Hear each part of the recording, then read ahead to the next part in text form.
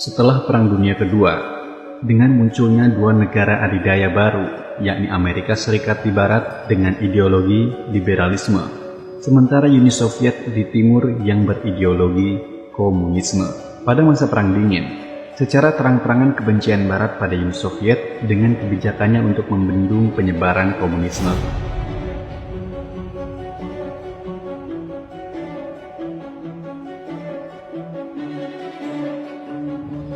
Perang ideologi antara Amerika Serikat dengan Rusia sudah berakhir karena Rusia tidak lagi menjadi negara komunis.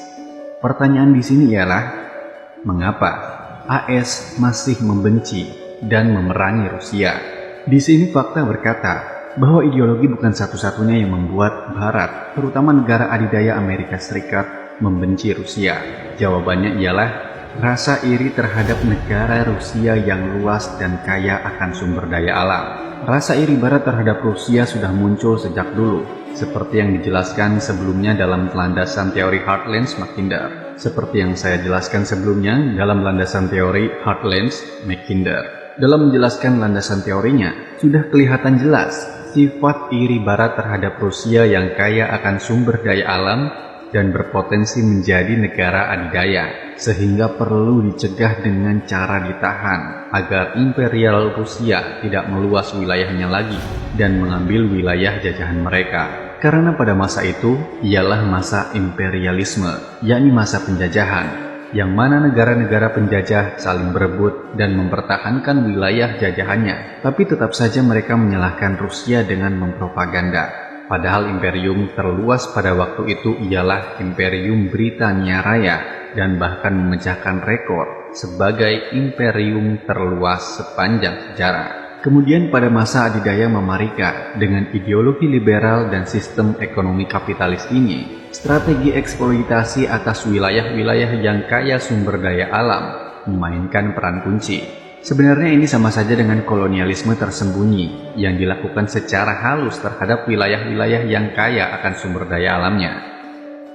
Pembentukan NATO pada 4 April 1949 memiliki arah yang jelas dan tegas untuk melawan ancaman yang ditimbulkan pada saat itu oleh Uni Soviet. Sejak runtuhnya Uni Soviet pada tahun 1991, seperti yang saya katakan, NATO terus memperluas wilayahnya dan anggotanya ke arah timur di perbatasan Rusia. Jika Anda menjawab pertanyaan ini dengan melihat kebijakan pintu terbuka NATO, prinsip dasar aliansi yang dapat diikuti oleh negara Eropa manapun yang memenuhi syarat. Ini adalah alasan yang sangat umum dan cocok untuk hubungan internasional. Tapi faktanya, permainan geopolitik NATO berkata lain. Pertama, jika kita melihat pada tujuan NATO yang baru saja saya jelaskan, sangat-sangat jelas bahwa NATO seharusnya sudah dibubarkan karena mereka sudah memenangkan Perang Dingin dan mengalahkan Uni Soviet dan Rusia sudah tidak lagi menjadi negara komunis. Tapi mengapa mereka masih berdiri? Kedua, NATO yang masih berdiri seharusnya tidak membedakan di antara para bekas negara Uni Soviet yang ingin bergabung NATO. Tapi faktanya, NATO membedakan mereka, khususnya Rusia. Dalam interviunya dengan BBC tahun 2000, Putin pernah mengatakan, Rusia adalah bagian dari budaya Eropa, dan saya tidak dapat membayangkan negara saya sendiri terisolasi dari Eropa, dan apa yang sering kita sebut dunia beradab. Jadi sulit bagi saya untuk memvisualisasikan NATO sebagai musuh. Menurut George Robertson, Sekretaris Jenderal NATO periode 99-2003, Putin dengan belak-belakan pernah bertanya, kapan Anda akan mengundang kami untuk bergabung dengan NATO? Dan Robertson menjawab, kami tidak mengundang negara-negara untuk bergabung NATO, tapi mereka sendirilah yang mendaftar keanggotaan NATO. Jika Barat menganggap serius prospek keanggotaan Rusia pada tahun 2000 atau 1990-an, ketika Mikhail Gorbachev, pemimpin Soviet terakhir, dan Presiden pertama Federasi Rusia Boris Yeltsin, juga melobi agar Moskow masuk ke aliansi tersebut. Seandainya itu terjadi, serangan Rusia saat ini di Ukraina bisa dicegah. Pemikiran dan sikap NATO sebagai pemenang Perang Dingin, bahwa mereka sebagai pemenang Perang Dingin dapat mendikte semua syarat karena Rusia ialah pihak yang kalah dalam Perang Dingin ketika masih menjadi Uni Soviet, dan euforia kemenangan yang berlebihan sehingga mengabaikan peluang besar untuk perdamaian dan keamanan. Sementara itu, Polandia, Hungaria, dan Cekoslowakia, 3 mantan sekutu komunis Moskow diterima sebagai anggota NATO pada tahun 1999 sebagai bagian dari program ekspansi Timur Aliansi. Moskow telah lama menentang rencana ekspansi Timur NATO yang tidak memasukkan Rusia, yakni negara terbesar di dunia, dan Rusia mulai menafsirkannya sebagai ancaman yang berkembang terhadap persatuan dan keberadaannya di wilayah yang luas. Pada tahun 2004, NATO menerima 7 negara Eropa Timur lagi dan mantan sekutu komunis Moskow ke dalam aliansi tersebut dalam ekspansi terbesarnya yang pernah ada. Dari sinilah Rusia mulai kembali sadar bahwa NATO masih ingin mengisolasi Rusia di Eropa dan memperlakukan Rusia tidak sama seperti negara-negara bekas Uni Soviet lainnya. Maksud baik Rusia di awal berdirinya Federasi Rusia untuk Perdamaian dan Keamanan Bersama diabaikan oleh pihak Barat. Kemudian sejak munculnya isu kemungkinan Ukraina dan Georgia menjadi anggota NATO, Rusia telah berulang kali dengan tegas mengatakan keberatan dan menolak, serta akan mengantisipasi keanggotaan Ukraina.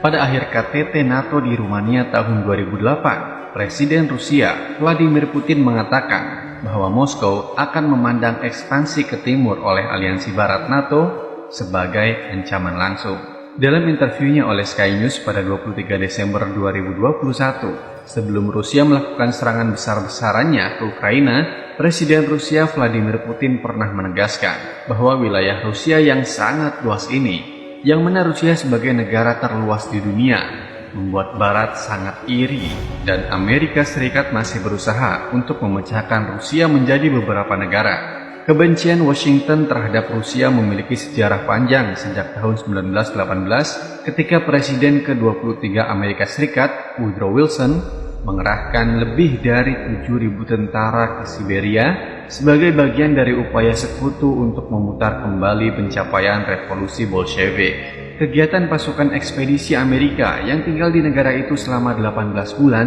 telah lama menghilang dari buku sejarah di AS, tetapi Rusia masih menunjuk insiden itu sebagai contoh lain dari intervensi tanpa henti Amerika.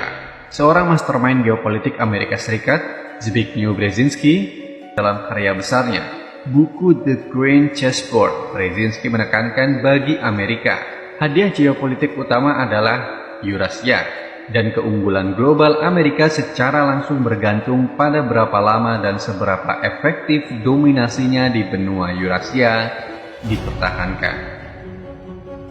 Brzezinski merangkum ambisi Amerika Serikat secara ringkas. Washington berencana membangun keunggulannya di kawasan paling makmur dan populer di dunia, yakni Eurasia. Dan untuk melakukannya, Rusia harus dihancurkan dan dipartisi.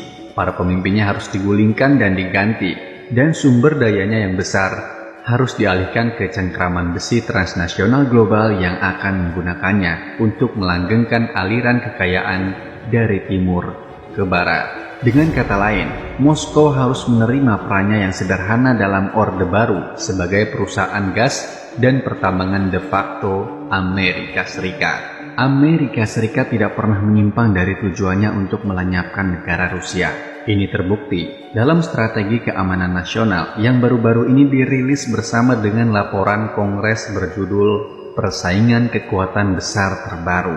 Dan ini adalah salah satu poin dari Kongres tersebut.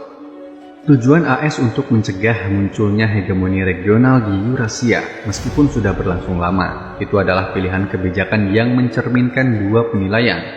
1. Mengingat jumlah orang, sumber daya, dan aktivitas ekonomi di Eurasia, hegemoni regional di Eurasia akan mewakili konsentrasi kekuatan yang cukup besar untuk dapat mengancam kepentingan vital AS. Dan 2. Bahwa Eurasia tidak dapat mengatur diri sendiri secara andal dalam hal mencegah munculnya hegemoni regional, yang berarti bahwa negara-negara Eurasia tidak dapat diandalkan untuk dapat mencegah melalui tindakan mereka sendiri munculnya hegemoni regional dan mungkin memerlukan bantuan dari satu atau lebih negara di luar Eurasia untuk dapat melakukan hal ini dengan andal. Implikasi untuk mempertahankan Amerika Serikat sebagai satu-satunya negara superpower dan implikasinya berkompetisi dengan Rusia dan Cina sebagai dua negara potensial superpower.